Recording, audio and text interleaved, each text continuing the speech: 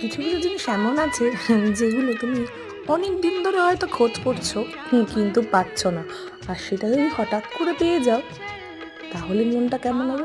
আমার অবস্থা তাই।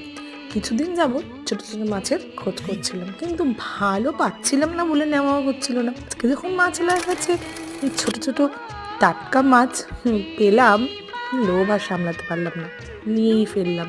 তাই বেশি দেরি না করে ঝটপট মাছটাকে পরিষ্কার করে ধুয়ে নিয়ে নুন হলুদ মাখিয়ে ভেজে ফেললাম।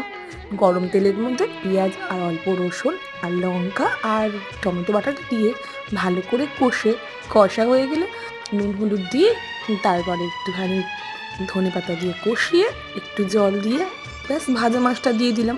একটু কষে গেলেই নামিয়ে ফেললাম। শীতের দুপুরে গরম ধোয়া ওটা ভাতের সাথে আমাদের চচ্চড়িটা খেতে বেশ ভালো লাগে। তো টাটা, দেখা হচ্ছে নেক্সট কোনো ভিডিওতে। ততক্ষণ পর্যন্ত ভালো থেকো।